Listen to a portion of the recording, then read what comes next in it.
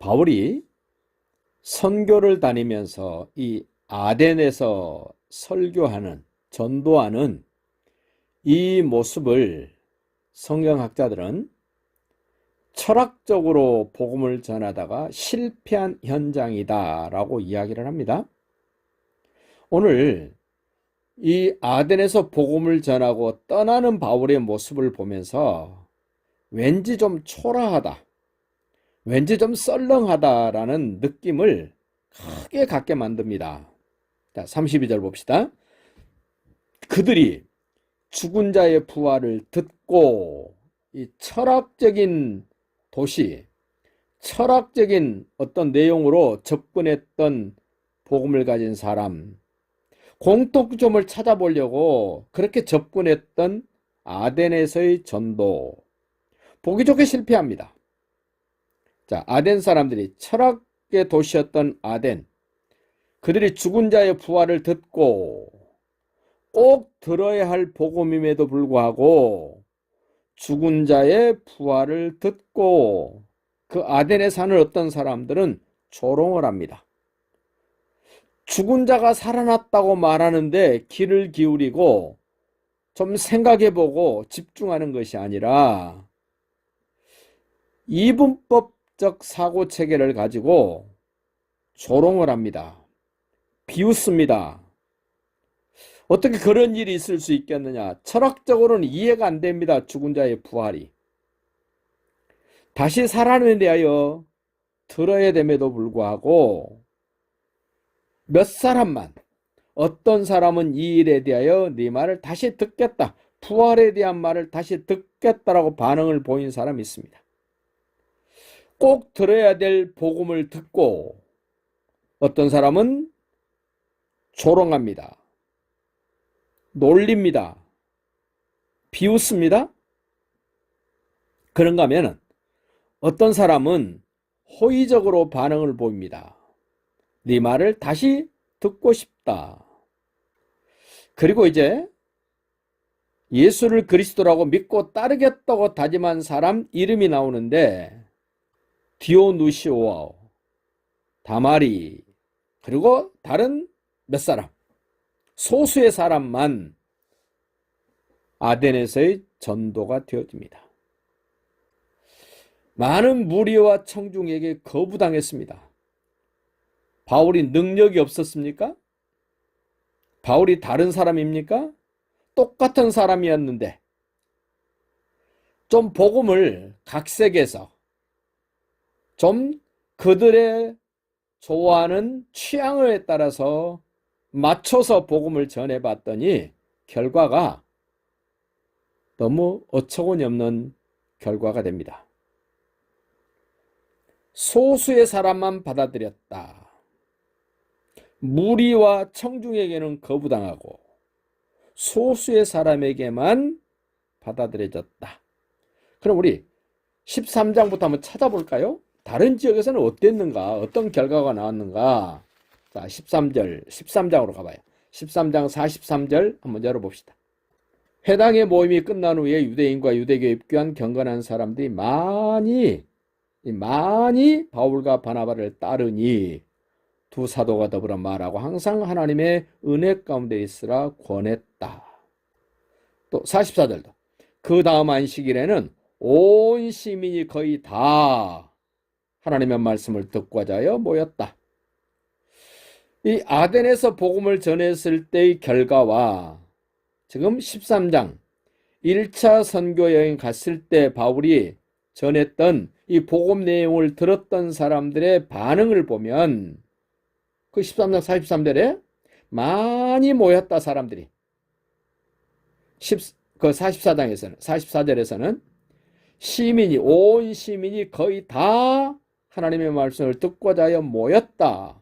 이런 반응이 나왔습니다. 그 14장으로 한번 넘겨볼까요?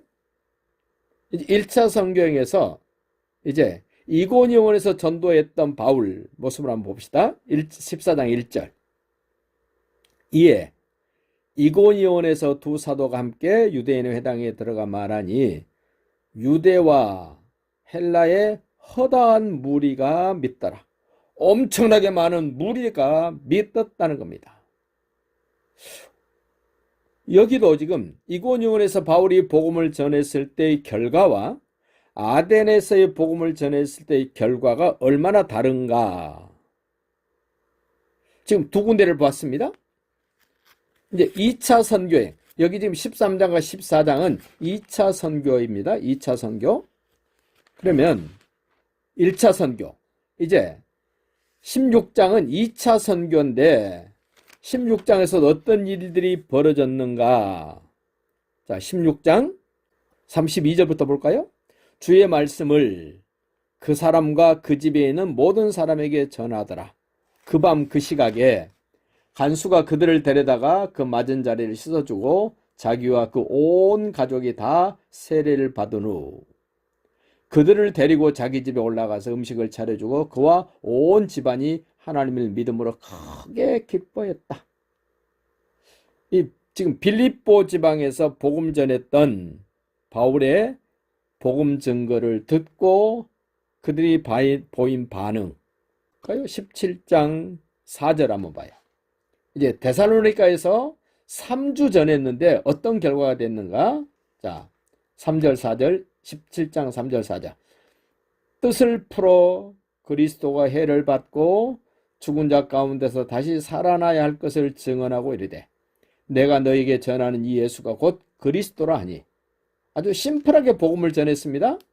그 중에 어떤 사람 곧 경건한 헬라인의 큰 무리와 굉장히 많은 사람입니다. 적지 않는 귀부인, 적지 않다는 말은 꽤 많다는 말이죠.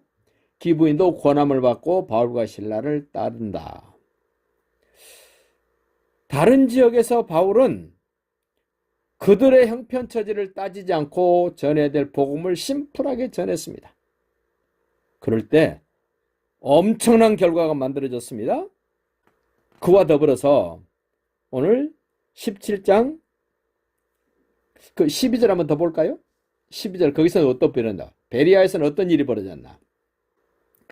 자, 12절 17장 12절 그 중에 믿는 사람이 많고 또 헬라의 귀부인과 남자가 적지 아니하나 꽤 많았다는 겁니다.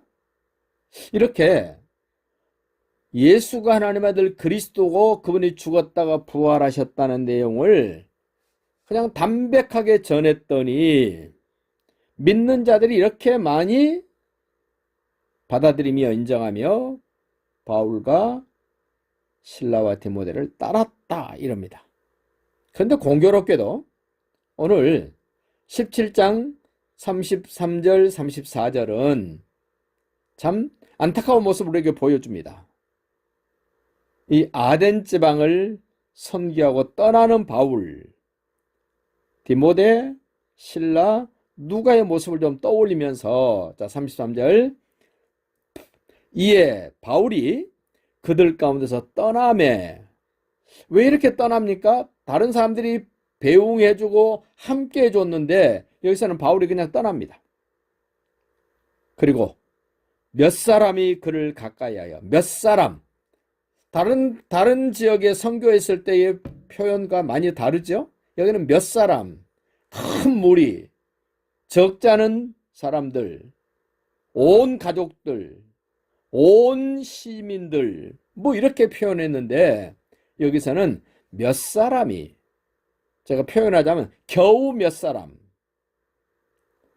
그를 가까이 하여 믿었다. 그 중에 그 몇 사람 중에 오늘 이름이 나옵니다.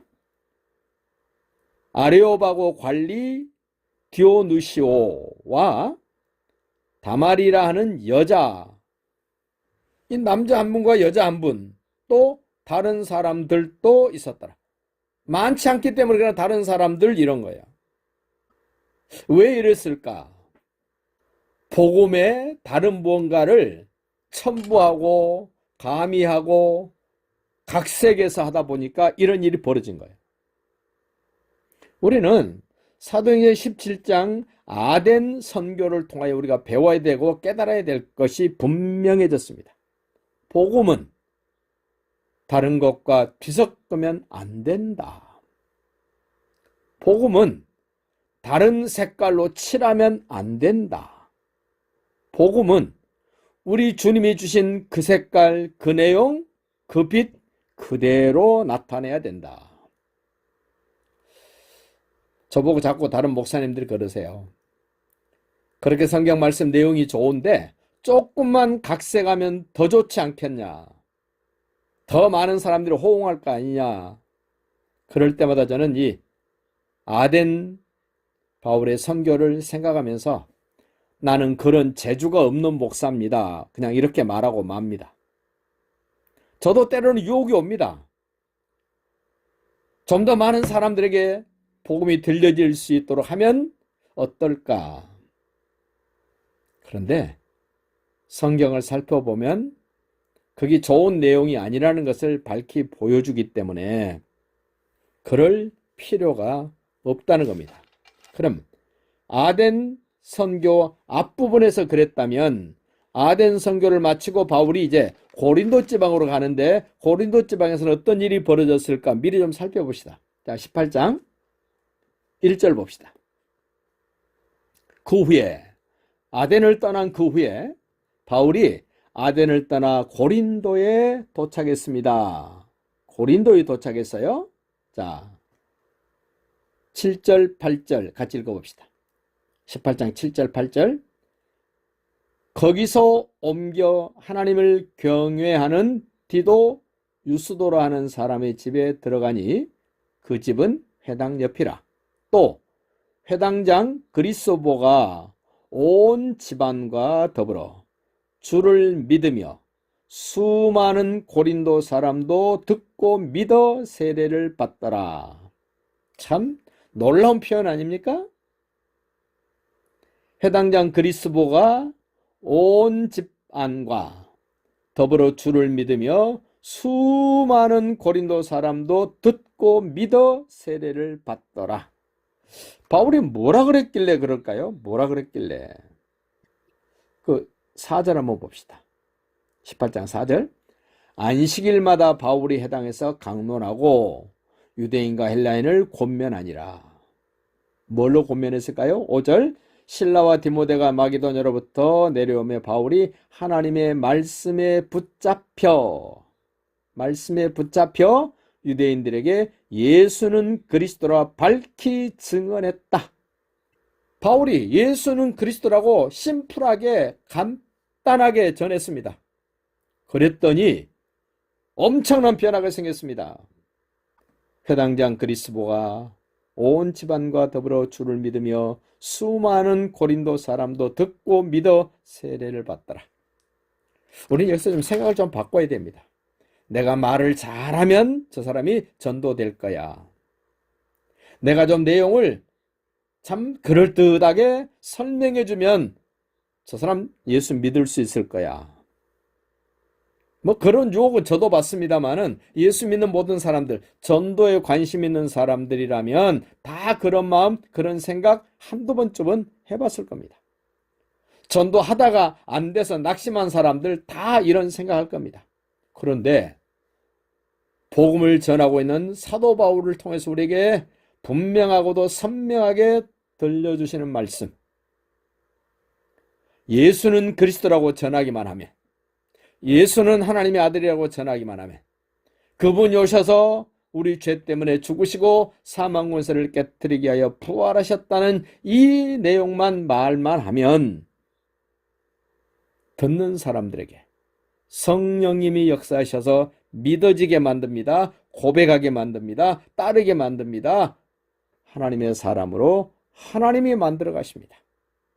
여러분과 제가 해야 될 일은 성경을 통하여 바울에게서 많은 믿음의 선배들에게서 들었던 말, 예수는 그리스도다. 제가 안양에서 목회할 때 그때 당시에 부산 동삼동에서 지하실 한 30평 정도 안 되는 조그만한 공간에서 시작된 다락방 교회, 유광수 목사의 다락방 교회가 그때 당시에 대한민국을 휩쓰는 그런 광풍이 일어났습니다. 그분이 하시는 얘기는 딱 몇 마디 안 됩니다. 예수는 그리스도다. 그것만 강조했습니다. 그것만. 예수는 그리스도다. 이게 복음이다 그랬습니다. 기존 교회, 기존 목사들이 웃었죠. 그래가지고 전도가 되겠냐고. 그런데 놀라운 일들이 벌어졌습니다. 사도행전에서 바울이 전했던 복음, 예수는 그리스도다. 그 그리스도란 말을 좀 풀어준 것뿐입니다. 왕으로 세울 때 기름 붓습니다. 제사장으로 세울 때 기름을 붓습니다. 선지자로 세울 때 기름을 붓습니다. 그래서 예수님은 나의 왕이요, 나의 선지자요, 나의 제사장입니다. 그 예수를 믿으시면 구원을 받습니다. 라고 전한 겁니다. 오늘 선교 현장에서 이루어지고 있는 그 일들, 왜 그런 결과가 만들어졌을까? 왜 그런 내용이 되었을까? 타협하면 안 된다는 겁니다. 각색하면 안 된다는 겁니다. 덧칠하면 안 된다는 겁니다. 우리는 할 수 있잖아요. 예수는 그리스도이십니다. 예수는 하나님이십니다. 예수는 왕이십니다. 예수님은 제사장이십니다. 예수님은 참 선지자십니다. 그분이 나의 왕이요, 나의 주인이요, 나의 모든 것이라고 고백하고 전하면 듣는 사람들에게 성령님이 역사하셔서 예수가 하나님의 아들 그리스도라고 믿어지도록 베드로에게 그 고백을 하게 하셨던 것처럼, 하나님이 그것을 알게 하셨던 것처럼 우리가 그 말을 전하면 듣는 그들에게도 하나님이, 성령님이 똑같이 역사하셔서 그러한 고백, 그런 믿음, 그런 증거를 나타내 주실 줄로 믿습니다.